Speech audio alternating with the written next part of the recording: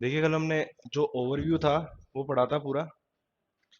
जो ओवरव्यू था हमने वो देखा था पूरा कि ऑपरेटर्स क्या होते हैं, डेटा टाइप्स क्या होते हैं, वेरिएबल्स कैसे बनते हैं। ठीक है। आइडेंटिफायर्स में दोनों चीज आती है, वेरिएबल भी आते हैं और फंक्शंस के नेम भी आते हैं जो जो यूजर डिफाइन करता है, दोनों चीजें आती है। ठीक है। उसके अलावा हमने देखा था कि क्लास क्या होती है। ठीक है। तो आज हम थोड़ा क्लास के बारे में पढ़ेंगे कि क्लास कैसे काम करती है। देखिए नॉर्मल प्रोग्रामिंग तो आपने पढ़ी होगी सी के अंदर कि नॉर्मल प्रोग्रामिंग कैसे करते हैं, वेरिएबल डिक्लेयर किया मेन के अंदर और उसकी फंक्शनलिटीज वगैरह लिखी, ऑपरेशन परफॉर्म किया, हो गया। अभी क्लास की बात करते हैं तो देखो क्लास को डिफाइन करने के लिए हमको कीवर्ड यूज करना पड़ता है, क्लास। ठीक है। अब क्लास का नाम क्या होता है, यूजर डिफाइन होता है। आप डिफाइन कर सकते हो, किसी भी नाम से क्लास डिफाइन कर सकते हैं। ए नाम से मैंने क्लास डिफाइन कर दी। ठीक है। ये इसका सिंटेक्स है। जो क्लास बनाने का वैलिड सिंटेक्स है वो यही होता है, क्लास कीवर्ड और क्लास का नेम। ठीक है। उसके बाद क्लास की बॉडी आती है। मेरी आवाज नहीं आ रही, मेरा गला थोड़ा बैठा हुआ है, बट मैं कोशिश करूंगा थोड़ा तेज बोलने की। ये क्लास की क्या होती है, बॉडी होती है। ठीक है। यहाँ से कर्ली ब्रेसेस स्टार्ट होते हैं, यहाँ क्लोज होते हैं, उसके आगे सेमी कॉलन आता है। ये चीज नोट कर लेना एक कि जब क्लास क्लोज करते हैं तो लास्ट में क्या लगता है, सेमी कॉलन लगता है। ठीक है। इसके बीच में आप जो भी स्टेटमेंट है, जो भी ऑपरेशन है वो परफॉर्म कर सकते हैं, जैसे नॉर्मल प्रोग्रामिंग के अंदर आप करते हैं, वेरिएबल्स डिक्लेयर करना, फंक्शंस बनाना, वो सारे आप इसमें कर सकते हैं। ठीक है। ये क्लास का बेसिक स्ट्रक्चर है। अब देखिए इनहेरिटेंस के अंदर क्लासेस का यूज होता है, इनहेरिटेंस के अंदर अपन क्लास का यूज करते हैं। तो इनहेरिटेंस चीज क्या है, एक क्लास की प्रॉपर्टी को दूसरी क्लास में यूज करना। सिंपल, एक क्लास की प्रॉपर्टी को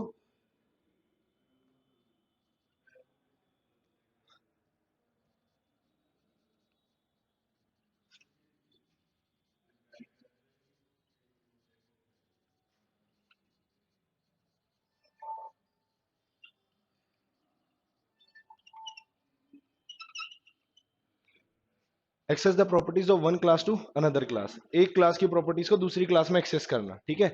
यहाँ पे मैं जो भी काम करूंगा उसकी प्रॉपर्टीज को मैं दूसरी क्लास में एक्सेस कर सकता हूँ। ठीक है। एक ही सिंगल प्रोग्राम के अंदर, दूसरे प्रोग्राम के अंदर नहीं। सिंगल प्रोग्राम के अंदर मल्टीपल जो क्लासेस बनाऊंगा उनकी प्रॉपर्टीज को मैं किसी भी क्लास के अंदर एक्सेस कर सकता हूँ। शर्त यह है क्लास क्या होनी चाहिए, पब्लिक होनी चाहिए। ठीक है। अगर पब्लिक नहीं है तो आप उसकी प्रॉपर्टीज को यूज नहीं कर सकते। ठीक है। अब यूज, जी, पब्लिक नहीं, बाय डिफॉल्ट पब्लिक ही होता है, बाय डिफॉल्ट पब्लिक होता है। अगर आप यहाँ पे प्राइवेट या प्रोटेक्टेड दिखते हो तो वो क्या हो जाएगी, प्राइवेट या प्रोटेक्ट हो जाएगी। अच्छा, अब क्लास की प्रॉपर्टीज को एक्सेस कैसे करोगे, इनहेरिट के थ्रू। एक ऑपरेटर यूज होता है, देखा होगा, कॉलन। ठीक है ना। यहाँ पे जो क्लास का नेम आता है वो क्या होता है, इनहेरिट क्लास, जिसको अपन, जिसके थ्रू इनहेरिट करेंगे, और सामने वाली दूसरी क्लास जो होती है वो क्लास। ठीक है। अच्छा, अब देखिए एक क्लास की प्रॉपर्टीज को हम दूसरी क्लास में एक्सेस करेंगे। ठीक है। एक्सेस कैसे करोगे, ऑब्जेक्ट्स के थ्रू या फंक्शंस के थ्रू, जैसे भी आप एक्सेस करना चाहते हो।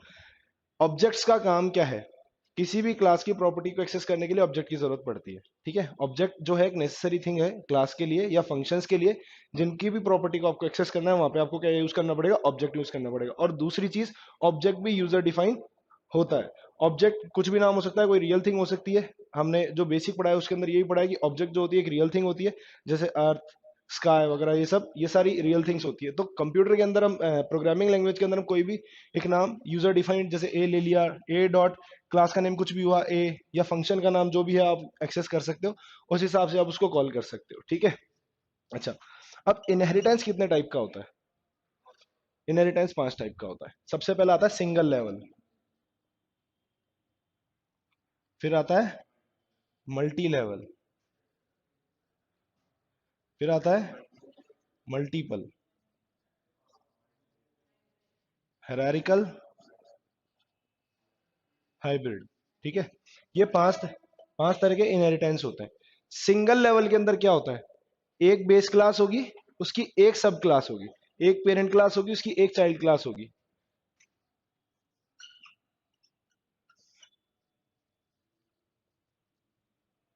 ऐसे ही होता है। बी क्लास जो है वो ए क्लास की प्रॉपर्टीज को एक्सेस करेगी। ये सिंगल लेवल इनहेरिटेंस है। ए में जो भी आप काम करोगे उसको आप किस में एक्सेस कर सकते हो, बी में एक्सेस कर सकते हो। मल्टी लेवल क्या होगा, एक से ज्यादा लेवल, दो भी हो सकते हैं, तीन भी हो सकते हैं, चार भी हो सकते हैं, जितने आप बनाना चाहो उतने। बट इसमें से आप इसकी प्रॉपर्टीज को एक्सेस नहीं कर सकते हो, जस्ट ऊपर वाली प्रॉपर्टी, ऊपर वाली क्लास की प्रॉपर्टीज को एक्सेस कर सकते हो। जैसे बी जो है वो ए के लिए सब क्लास है और सी जो है वो बी के लिए सब क्लास है। सी ए के लिए कुछ नहीं है, सी ए के लिए कुछ नहीं है, ठीक है। अच्छा, अब यहां पे इसका डिसएडवांटेज है ना ये, कि भाई हम लेवल तो है बट सी के अंदर आप ए की प्रॉपर्टीज को एक्सेस नहीं कर सकते। तो उसके लिए कौन सा इनहेरिटेंस काम में आता है, मल्टीपल, ठीक है। मल्टीपल के अंदर क्या होता है,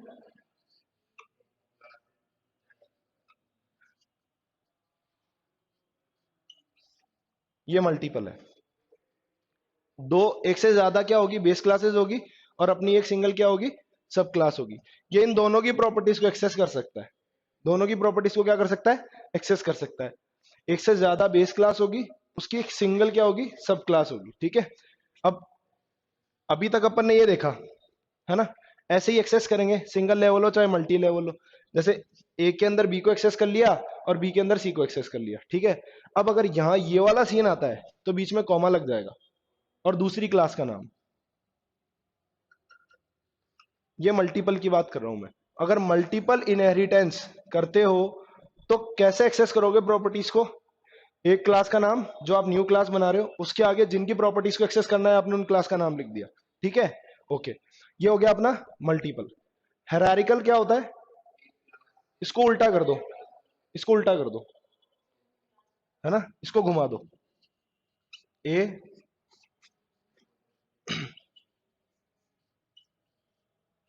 यही होता है। हाँ, और भी हो सकते हैं, और भी हो सकते हैं, मैं बता रहा हूं कि नॉर्मली यही होता है कि एक से ज्यादा क्या होगी, आपकी सब क्लासेस होगी और आपकी सिंगल एक बेस क्लास होगी, बस, ठीक है। उसमें भी यही मेथड अप्लाई होगा, ठीक है, आपको एक्सेस करना है तो। बट यहाँ कॉमा नहीं आएगा फिर, क्योंकि क्या होगा, अगर बी के अंदर आप एक ही प्रॉपर्टीज को एक्सेस करना चाह रहे हो तो आप ऐसे लिखोगे, क्लास बी कॉलन, ऐसे लिखोगे क्लास है, ठीक है। अब जब सी के अंदर एक ही प्रॉपर्टीज को एक्सेस करना है तो ये लिखोगे class C colon class A, जो भी है, ठीक है। इस तरीके से एक्सेस करोगे। दोनों में फर्क है, दोनों में फर्क है। यहाँ पे एक क्लास है, उसमें दो क्लास की प्रॉपर्टीज को एक्सेस कर रहे हो। यहाँ पे सिंगल क्लास है, उसमें सिंगल क्लास की प्रॉपर्टी और उसी क्लास के अंदर दूसरी क्लास की प्रॉपर्टी को एक्सेस कर रहे हो, ठीक है। अच्छा, अब बात करते हैं, हेरारिकल हो गया, अब हाइब्रिड। ये और ये दोनों मिलके हाइब्रिड बनाते हैं, ठीक है। हाइब्रिड कैसे बनाते हैं, जहां पे भी हाइब्रिड नाम होता है ना उसका मतलब होता है मिक्सचर। हाइब्रिड का नाम मतलब ही ये है, ठीक है। जैसे ए क्लास है, फिर आपने दो क्लास बनाई, बी और सी, फिर इन दोनों की प्रॉपर्टीज को आप कहाँ एक्सेस कर रहे हो, डी के अंदर। ये क्या हो गया आपका, हाइब्रिड हो गया, ठीक है। ए इन दोनों के लिए क्या है, बेस क्लास है, ये दोनों इसके लिए बेस क्लास है, ठीक है। देखा जाए ना, अगर आप इसको यूं देखोगे, मल्टीपल, ठीक है, हाइब्रिड, सॉरी हेरारिकल, ऊपर वाला पार्ट हेरारिकल है, ये वाला पार्ट देखोगे तो मल्टीपल, ठीक है। दोनों को मिला के क्या बनता है, अपना हाइब्रिड बनता है। अब इसके अंदर आप कहीं भी कोई भी प्रॉपर्टी एक्सेस कर सकते हो, ठीक है। वही दोनों मेथड आपको यूज करने हैं, उसके थ्रू आप इनको एक्सेस कर सकते हो। मेन खेल है इन कीवर्ड्स का। बी तो कर ही रहे हैं ना, नहीं, बी डी को एक्सेस नहीं कर सकता, डी बी को एक्सेस कर सकता है। वो होता है इंटरफेस, जो जावा के अंदर है ना, जो जावा के अंदर है वो यहाँ अवेलेबल नहीं है। इन तीन कीवर्ड्स का खेल है, क्लास की जो प्रोग्रामिंग है उसके अंदर इन तीन कीवर्ड्स का खेल है, पब्लिक, प्राइवेट और प्रोटेक्टेड। क्लास की जो भी प्रॉपर्टी है, अगर आपको उसको दूसरी क्लास में एक्सेस करना है तो वो क्या होनी चाहिए, पब्लिक होनी चाहिए, ठीक है। प्रोटेक्टेड भी चल सकती है, लेकिन प्रोटेक्टेड और पब्लिक में एक डिफरेंस है, एक मेजर डिफरेंस है। वो डिफरेंस क्या है, जिस क्लास को आप एक्सेस करोगे अगर उसकी जो प्रॉपर्टीज है वो प्रोटेक्टेड है तो सिर्फ वही एक्सेस कर सकते हो, उसके बाहर नहीं जाओगे आप, उस क्लास के बाहर नहीं जाओगे फिर आप।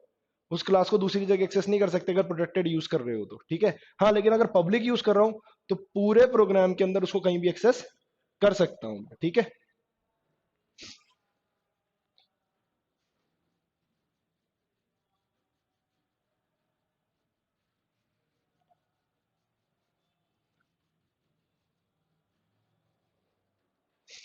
अब देखिए फंक्शंस की बात करते हैं। ये तो रही नॉर्मल क्लास की बात कि क्लास को कैसे डिफाइन करेंगे अपन, उसका सिंटेक्स क्या रहेगा, कैसे उसको यूज करेंगे, कैसे उसको इनहेरिट करेंगे। क्लास इसीलिए बनाई जाती है, ठीक है, उसके अंदर। अच्छा, फंक्शन कितने तरह के होते हैं?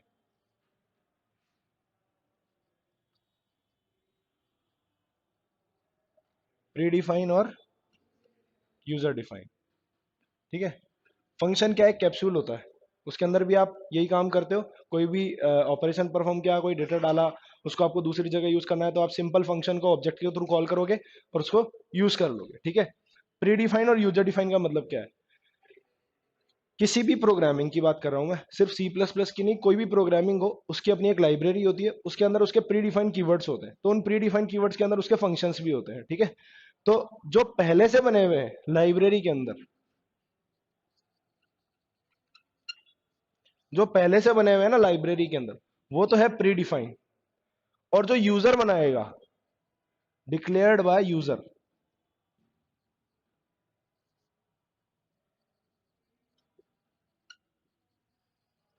जो यूजर बनाएगा वो क्या होंगे? यूजर डिफाइन होंगे। अब यूजर के बनाए हुए कोई भी क्या हो सकते हैं? फंक्शंस हो सकते हैं। बस शर्त ये रहेगी, व्हाइट स्पेसेस यूज नहीं आएंगे बीच में, ठीक है। नंबर से स्टार्ट नहीं होगा। ये दो कंडीशंस रहेगी।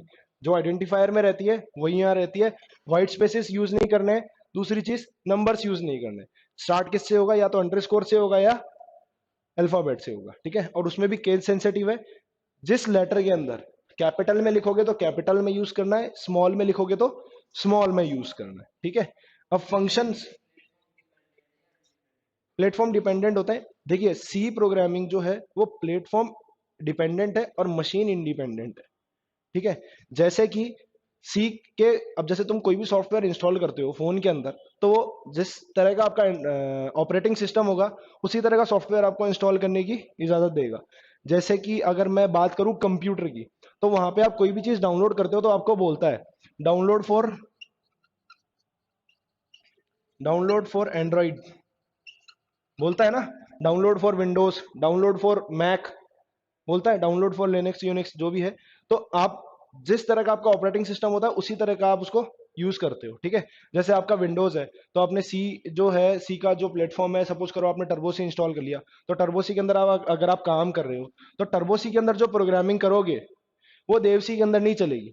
देव सी के अंदर नहीं चलेगी क्योंकि वहां पे डॉट, टर्बो सी के अंदर डॉट एच यूज होता है, देव सी के अंदर डॉट एच यूज नहीं होता है। कर सकते हो, डॉट एच यूज नहीं होता वहां पे, अपन हेडर फाइल के अंदर यूज नहीं करते हैं देव सी के अंदर। डॉट एच नहीं, डॉट एच यूज नहीं करते हैं। हेडर फाइल सी में होता है, मैं आपको वही बता रहा हूँ। जैसे आप ये हेडर फाइल लिखते हो, hash include S T D I O dot H, ये S T D I O कहीं के लिए काम में आता है? प्रिंट एफ स्कैन एफ जो हम यूज करते हैं उसी के लिए काम में आता है। अब ये जो डॉट एच आप यूज करते हो, ये किसके अंदर यूज करते हो? टर्बो सी के अंदर यूज करते हो। देव सी के अंदर आप ये यूज करते हो। कॉमनली डॉट एच आप लगा सकते हो, वो रन होगा, डॉट एच जो लगाओगे वो रन होगा, ठीक है। लेकिन जो उसका बेसिक सिंटेक्स क्या रहता है, आप एस टी डी आई ओ लिख के छोड़ देते हो, यही होता है ना। अब बात करता हूं मैं उबंटू की। सेम चीज, ये चीज आपने यहाँ पे की, यही चीज आप उबंटू के अंदर यूज करोगे तो वहां पे रन नहीं होगा, क्योंकि प्लेटफॉर्म इंडिपेंडेंट है बट मशीन डिपेंडेंट है। मशीन डिपेंडेंट है, ये ध्यान रखना, ठीक है। अच्छा, प्री डिफाइंड और यूजर डिफाइंड। प्री डिफाइंड का मतलब क्या होगा? कौन कौन से फंक्शन हो गए जो पहले से बने हुए, जैसे कि लैन, है ना, S T R, S T R L E. Math functions जो होते हैं, जैसे कि, जैसे मैं बात कर लेता हूँ, print F, scan F, get C H, C L R, S C R, और भी बहुत सारे फंक्शंस होते हैं, है ना। स्ट्रिंग फंक्शंस होते हैं, मैथ फंक्शंस होते हैं। मैथ फंक्शंस कौन कौन से होते हैं? एस क्यू आर टी, है ना, मिन, मैक्स, ठीक है। और भी बहुत सारे फंक्शंस होते हैं। तो जो पहले से बने हुए हैं, जो पहले से बने हुए हैं वो ये फंक्शंस है। कंप्यूटर को पता है कि अपने को क्या काम करना है। एसक्यूआरटी लगाया तो स्क्वायर वाला काम करना है। मिन लगाया तो मिनिमम नंबर निकालना है, मैक्स लगाया तो मैक्सिमम नंबर निकालना है, पावर लगाई तो पावर निकालना है। इसकी बॉडी बनाने की जरूरत नहीं पड़ती है, इनका स्ट्रक्चर बनाने की जरूरत नहीं पड़ती है आपको, सिर्फ आप नाम लिख के उसको यूज कर सकते हो। अब यूजर डिफाइन की बात करते हैं। यूजर डिफाइन के अंदर आपको एक एक चीज बतानी पड़ेगी, ठीक है ना। जो भी आप फंक्शन का नाम लोगे, ठीक है, फंक्शन नेम लिया, उसके आगे क्या लगाओगे, पैरेंथेसिस, पैरेंथेसिस लगाओगे। पैरेंथेसिस के अंदर आप पैरामीटर्स दे भी सकते हो, नहीं भी दे सकते हो। चार तरह के होते हैं, function with parameter, function with no parameter, ठीक है। बहुत सारी चार तरह की चीजें होती है। Function with argument,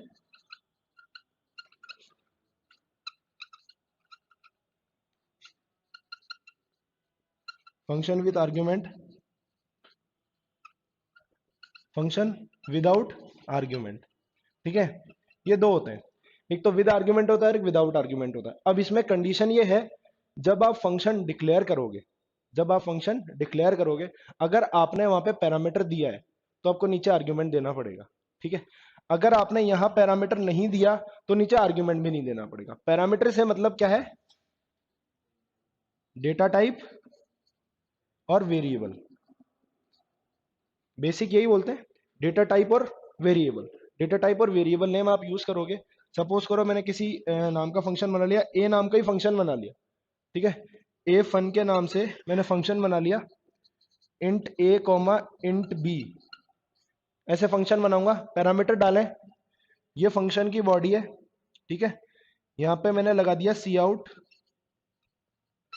A plus B, ठीक है। ए के अंदर अब मैं कुछ भी वैल्यू पास करूंगा तो उसका एडिशन होकर प्रिंट हो जाएगा, ठीक है। अब इस फंक्शन को मैं कॉल करूंगा। सपोज करो मैंने एक ऑब्जेक्ट बना लिया क्लास का, क्लास का ऑब्जेक्ट बना लिया मैंने ओबीजे, ठीक है। अब फंक्शन को कॉल कैसे करूंगा, object name dot function name. Function name क्या है अपना, ए फन, ठीक है।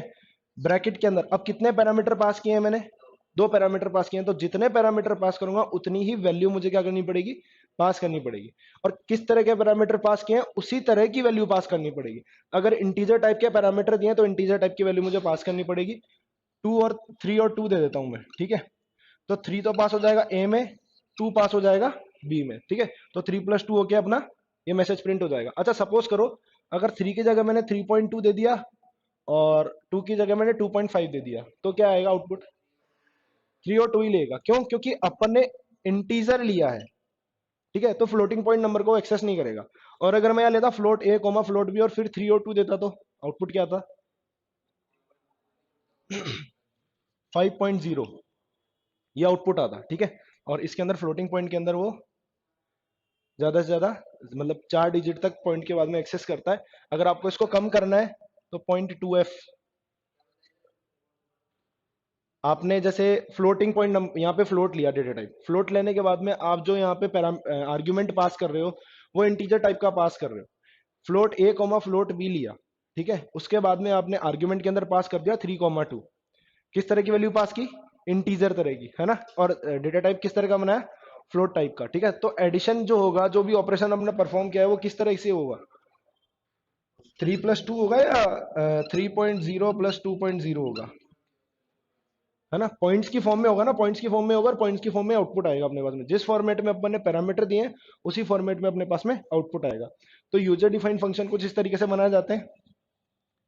अब इसका कॉम्बिनेशन देखते हैं, क्लास और फंक्शन का कॉम्बिनेशन क्या होता है। क्लास अपने लेवल पे समझ में आ गई अपने को, फंक्शन अपने लेवल में समझ में आ गया, ठीक है। अब क्लास और फंक्शन का कॉम्बिनेशन देखते हैं, ठीक है। आपको वही हेडर फाइल्स लिखनी है,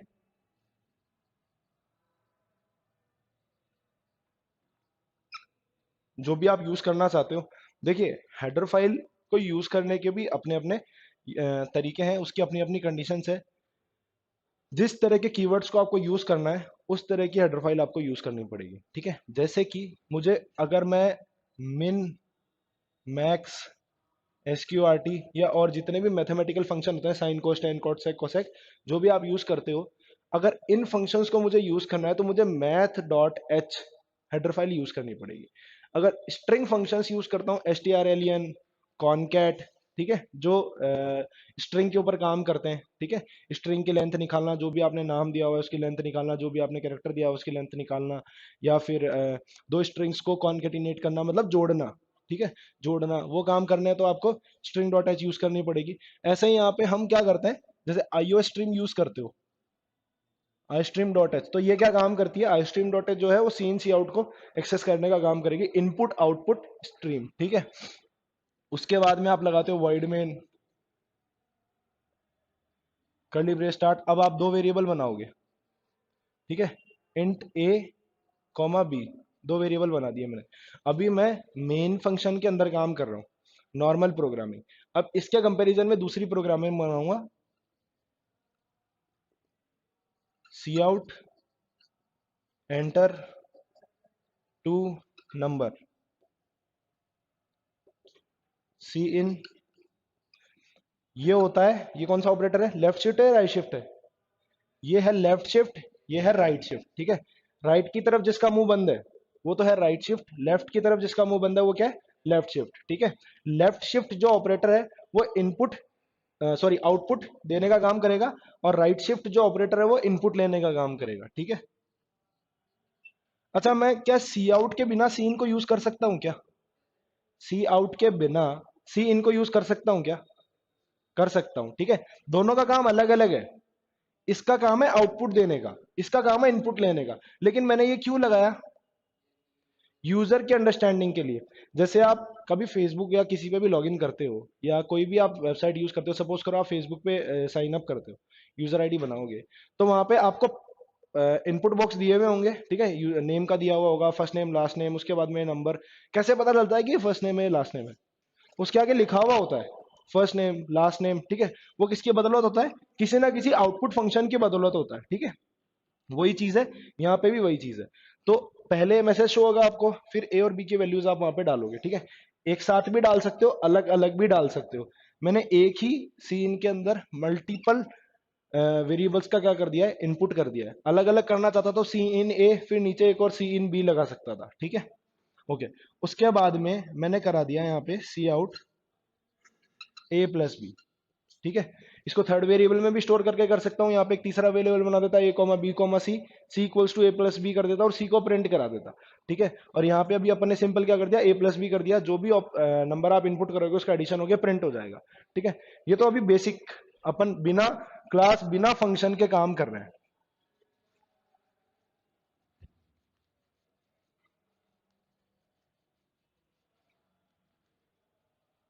अब यूजिंग क्लास और यूजिंग फंक्शन काम करेंगे।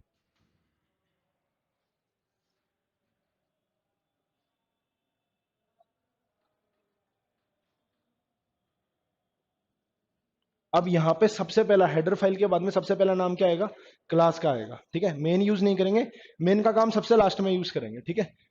क्लास का नाम आपने यूज लिया, ए नाम की क्लास ले ली मैंने, ठीक है। ए नाम की क्लास ले ली, इसके अंदर अब मैं कुछ ना कुछ काम कर सकता हूँ, कोई भी फंक्शन बना सकता हूँ, कोई भी वेरिएबल बना सकता हूँ, लोकल ग्लोबल दोनों तरह के वेरिएबल बना सकता हूँ, ठीक है। फंक्शन की बॉडी के बाहर जो बनाऊंगा वो कौन सा होगा, ग्लोबल होगा। फंक्शन की बॉडी के अंदर बनाऊंगा वो कौन सा होगा, लोकल होगा, ठीक है। अच्छा, अब सपोज करो मैंने एक दो वेरिएबल बना लिए, एक इंट ए नाम का वेरिएबल बना लिया, फिर एक फंक्शन बनाया मैंने, किसी भी नाम का ले लेता हूँ, ए सम नाम का मैंने फंक्शन बनाया। इसके अंदर दो पैरामीटर पास किए, इंट ए कॉमा इंट बी, ठीक है। ये फंक्शन की बॉडी मैंने स्टार्ट की, इसके अंदर मैं एक काम परफॉर्म कर देता हूँ, सी आउट ए प्लस बी, ये मैंने परफॉर्म कर दिया, इसको मैंने यहाँ पे क्लोज कर दिया, फंक्शन की बॉडी को खत्म कर दिया है, फंक्शन अपना फंक्शन का काम कंप्लीट हो चुका है, ठीक है। उसके बाद में मैं क्लास को भी क्लोज कर देता हूँ, ये मैंने क्लास को क्लोज कर दिया, एक क्लास बनाई है मैंने सिंपल, ठीक है। अब मुझे जब इसकी प्रॉपर्टीज को एक्सेस करना है तो मुझे क्या बनाना पड़ेगा, ऑब्जेक्ट बनाना पड़ेगा। ऑब्जेक्ट बनाने का तरीका क्या होता है, ऑब्जेक्ट नेम या क्लास नेम, ठीक है। क्लास का नेम क्या है, ए, इक्वल्स टू, ऑब्जेक्ट नेम क्या रखेंगे, ओबीजे, कुछ भी रख सकते हो आप, ठीक है। ये रख दिया मैंने, ठीक है, ओके, ठीक है। तो ओबीजे नाम का अपन ने, ओबीजे नाम का अपन ने क्या बनाया, ऑब्जेक्ट बनाया, सिंपल ऑब्जेक्ट बनाया। अब इस ऑब्जेक्ट को अगर मुझे यूज करना है, अब अगर इस ऑब्जेक्ट के थ्रू मुझे फंक्शंस को कॉल कराना है तो मैं क्या करूंगा, object name dot function name, जो भी फंक्शन नेम है आपका, फंक्शन नेम क्या है, ए सम, ठीक है। जितनी बार भी इसको कॉल कराओगे, इसके अंदर दो पैरामीटर दे रखे हैं, तो मैंने 2,3 ये दे दिया, नहीं नहीं, ये मैंने ऑब्जेक्ट डिक्लेयर अभी किया नहीं है, आपको बताया कि ऑब्जेक्ट कैसे डिक्लेयर करेंगे। जो भी आपका क्लास नेम होगा, फिर उसके आगे ऑब्जेक्ट नेम डॉट लगा के अपन क्या करेंगे, जो भी आप यूज करोगे वो सब्जेक्ट आप यूज कर सकते हो। अब ऑब्जेक्ट मैं सिंपल बता रहा हूँ कि ऑब्जेक्ट अपन ने बनाया, ठीक है, ऑब्जेक्ट आपने ऑब्जेक्ट कैसे भी डिक्लेयर कर दिया, ऊपर जो भी सिंटेक्स ऑब्जेक्ट का वो डिक्लेयर कर दिया, उसके बाद में कैसे फंक्शन को कॉल करोगे, जो भी ऑब्जेक्ट का नेम होगा उसके आगे क्या यूज करोगे आप, फंक्शन नेम यूज करोगे। ऑब्जेक्ट के थ्रू आप डायरेक्ट क्लास तो कॉल नहीं कर सकते हो, जिस क्लास का ऑब्जेक्ट बनाओगे सिर्फ उसी क्लास के फंक्शंस को यूज कर सकते हो। तो मैंने सपोज करो ए क्लास का ऑब्जेक्ट बना दिया ओबीजे, उसके अंदर ओबीजे डॉट सम, जो जितने फंक्शंस बनाओगे उतने फंक्शंस को आप यूज कर सकते हो, ठीक है। और जितनी बार यूज करना चाहो उतनी बार यूज कर सकते हो। अभी तक मैंने ए सम एक बार यूज किया तो मैंने एक बार कॉल कर दिया, मल्टीपल टाइम्स कॉल करना चाहूंगा तो उसी ऑब्जेक्ट के थ्रू मल्टीपल टाइम्स कॉल कर लूंगा, ठीक है। ए सम अब दूसरी वैल्यू दे दूंगा 3,4, ठीक है। पहले 2,3 दिया था, अब 3,4 दे रहा हूं। तो जब 2,3 दिया तो 2 यहां पास हुआ, 3 यहां पास हुआ, ठीक है। अंदर आया, एडिशन हुआ 2 + 3, आउटपुट क्या आ जाएगा अपने पास में 5। नेक्स्ट टाइम पे जब दोबारा मेन फंक्शन के अंदर कॉल करेंगे इसको, ऐसे कॉल नहीं करेंगे, यहाँ वॉइड मेन लगेगा, वॉइड मेन के अंदर बनाएंगे इसको, ठीक है। वॉइड मेन के अंदर काम होगा सारा, वॉइड मेन से बाहर काम नहीं होगा। जब प्रोग्राम रन होगा तो प्रोग्राम यहाँ से रन नहीं होगा, प्रोग्राम सीधा आएगा यहाँ पे वॉइड मेन पे। वहां पे सबसे पहले ऑब्जेक्ट बनता हुआ देखेगा, ऑब्जेक्ट बन गया, उसके बाद में आप ऑब्जेक्ट के थ्रू क्या करो, फंक्शन को कॉल करा रहे हो। अब वो आइडेंटिफाई करेगा कि ऑब्जेक्ट कौन सी क्लास का बना है, जिस क्लास का ऑब्जेक्ट बनाया है उसी क्लास के फंक्शंस को कॉल करेगा, दूसरी क्लास के फंक्शंस को कॉल नहीं करेगा। अगर दूसरी क्लास के फंक्शंस को कॉल करना है तो आपको दूसरी क्लास का ऑब्जेक्ट बनाना पड़ेगा, ठीक है। ऐसे ये काम करेगा, गेट सी एच और कर्ली ब्रेस क्लोज। ये बेसिक स्ट्रक्चर हो गया, ठीक है, किसी भी प्रोग्राम का अगर क्लास के थ्रू एक्सेस करते हो तो।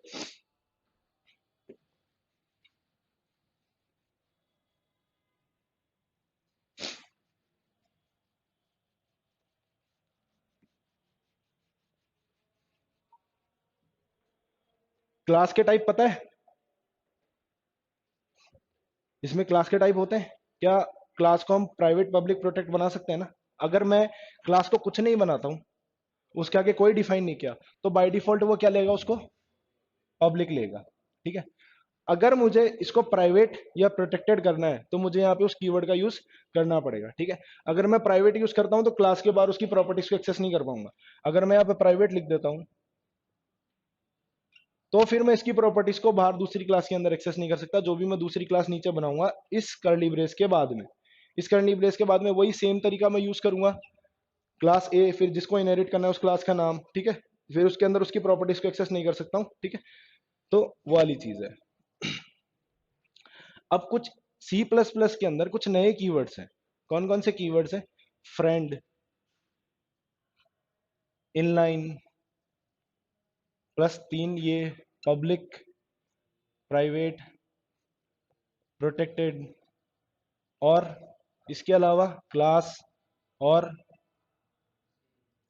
नहीं, एनम एक्सटर्न ये सब तो पहले से है ही, enum extern, for, float, go to, int, if, long, return, जो आप जो भी जितने भी कीवर्ड प्री डिफाइंड आप यूज करते हो ना, जैसे auto, break, case, const, char, continue, do,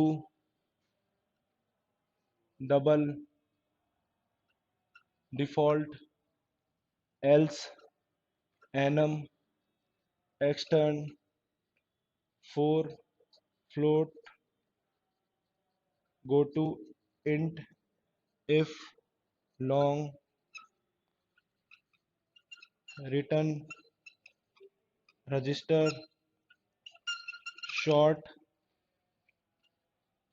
sign, size of, static, struct, switch,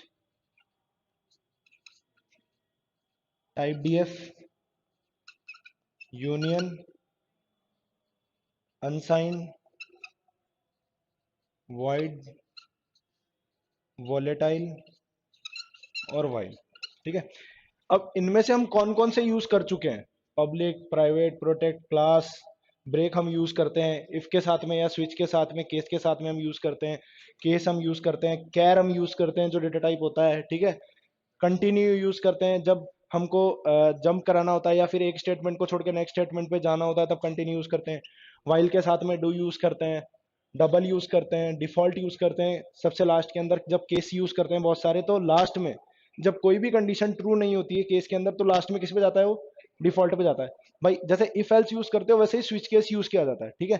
तो केस जो होता है वो तो क्या काम करता है, इफ का काम करता है, और डिफॉल्ट जो होता है वो एल्स का काम करता है, ठीक है। एल्स हम यूज करते हैं, फोर हम यूज करते हैं, फ्लोट यूज करते हैं, इंट, इफ, लॉन्ग, रिटर्न भी यूज करते हैं, शॉर्ट भी यूज करते हैं। शॉर्ट किसके साथ में काम आता है, डेटा टाइप के साथ में काम आता है, ठीक है। उसके अलावा साइन यूज करते हैं, साइज ऑफ भी यूज करते हैं, स्टैटिक यूज करते हैं, स्ट्रक्चर के लिए स्ट्रक्ट यूज करते हैं, स्ट्रक्चर और यूनियन बनाते हैं वहां पे, यूनियन और स्ट्रक्चर यूज करते हैं, स्विच यूज करते हैं केस के साथ में, ठीक है। और अनसाइंड भी यूज करते हैं, वॉइड यूज करते हैं, वाइल यूज करते हैं, ठीक है। हाँ फ्रेंड फंक्शन लिखा ना मैंने, फ्रेंड फंक्शन लिखा। अब देखो, फ्रेंड और एक कीवर्ड होता है दिस कीवर्ड। जब हमारे पॉइंटर पॉइंटर का नाम और वेरिएबल का नाम जब दोनों सेम होते हैं, तो पॉइंटर को आइडेंटिफाई करने के लिए अपन दिस ऑपरेटर यूज करते हैं। वो कुछ इस तरीके से होता है ना, इस तरीके से हम यूज करते हैं दिस कीवर्ड को यूज करके, और हम उसके आगे एरो का साइन लगाते हैं, फिर उसके आगे पॉइंटर बनाते हैं। तो जब आपके क्या नाम से, वेरिएबल का नेम और पॉइंटर का नेम जब सेम होगा तो हम इसको यूज करते हैं। तो अगर ऐसा कुछ क्वेश्चन आता है कि अल्फाबेटिकली हम इसको याद भी कर सकते हैं, बहुत इजी है कि भाई इनमें से कौन सा कीवर्ड क्या काम करता है उसके बारे में आपको बताना है, या कोई ऑब्जेक्टिव टाइप क्वेश्चन क्वेश्चन आ गया कि इनमें से कौन सा कीवर्ड है, ठीक है ना। ऐसे क्वेश्चन दे देते हैं, सी आउट, सी इन, तो ये तो कीवर्ड है ही नहीं ना, सी आउट सी इन तो कीवर्ड है ही नहीं, ये तो इनपुट आउटपुट फंक्शन का काम करते हैं। सी आउट सी इन दे दिया, गेट सी एच दे दिया, ठीक है, और फिर एक तुम्हारे को दे दिया ऑटो। इन चारों में से कौन सा कीवर्ड है, ऐसे पूछ लिया, तो उसके अंदर कंफ्यूज नहीं होना है भाई। जरूरी नहीं है हर फंक्शन के आगे आपको पैरेंथेसिस मिलेगा, जरूरी नहीं है हर फंक्शन के आगे आपको पैरेंथेसिस मिलेगा। सी आउट सी इन के अंदर हम लेफ्ट शिफ्ट और राइट शिफ्ट यूज करते हैं, ठीक है ना। तो उसका मतलब ये नहीं है ये कीवर्ड हो गए, नहीं। इसमें कंफ्यूज नहीं होना है। कीवर्ड्स लिखना चाहो तो आप लोग लिख सकते हो, एक एक करके सारे कीवर्ड्स लिख लो, ताकि प्रोटेक्टेड के यूज करते हैं। देखो प्राइवेट और प्रोटेक्ट में डिफरेंस क्या है, काम दोनों का सेम ही है। अगर आप प्राइवेट यूज करोगे, अगर मैं यहाँ पे प्राइवेट यूज करता हूं, तो इसकी जो भी प्रॉपर्टीज है, सपोज करो अंदर मैंने ये फंक्शन है, प्राइवेट के अंदर मैंने किसी फंक्शन को पब्लिक डिक्लेयर कर दिया, ठीक है, मैं यूज ही नहीं कर सकता हूं इसको। यूज क्यों नहीं कर सकता हूं, क्योंकि मैंने इसका जो गेट है ना, अंदर आने का जो गेट है ना, वही बंद कर दिया, उसको प्राइवेट कर दिया। कोई भी चीज अंदर आ ही नहीं सकती है, कोई भी ऑब्जेक्ट जो है अंदर की प्रॉपर्टीज को एक्सेस नहीं कर सकता जब तक ऊपर वाली चीज प्राइवेट है, ठीक है। अब इसी की जगह अगर मैं इसको प्रोटेक्टेड कर देता हूं, तो मैं इसकी जो इनहेरिट क्लास है जिसके थ्रू इसको इनहेरिट करूंगा, सिर्फ उसी के अंदर इसकी प्रॉपर्टीज को एक्सेस कर सकता हूं, दूसरी क्लास की अंदर इसको एक्सेस नहीं कर सकता हूं। जैसे कि बिना इनहेरिट के आप ऑब्जेक्ट के थ्रू दूसरी क्लास की प्रॉपर्टीज को एक्सेस करते हो, वो पब्लिक होती है तभी एक्सेस करते हो, पब्लिक नहीं होती है तो नहीं करते हो। इनहेरिटेंस के केस में, अगर इनहेरिटेंस के इस केस में ही सिर्फ प्रोटेक्टेड काम करेगा, वहां पे क्या काम करेगा, जिस क्लास को आप एक्सेस कर रहे हो ना दूसरी क्लास के अंदर, इनहेरिट कर रहे हो, सिर्फ वहीं पे प्रोटेक्टेड काम करेगा, ठीक है। जिस क्लास को इनहेरिट कर रहे हो उसको प्रोटेक्टेड कर रखा है, तो सिर्फ उसी की प्रॉपर्टीज को इनहेरिट की हुई क्लास के अंदर यूज किया जा सकता है, दूसरी क्लासेस के अंदर उसको यूज नहीं किया जा सकता। क्लियर है ये चीज।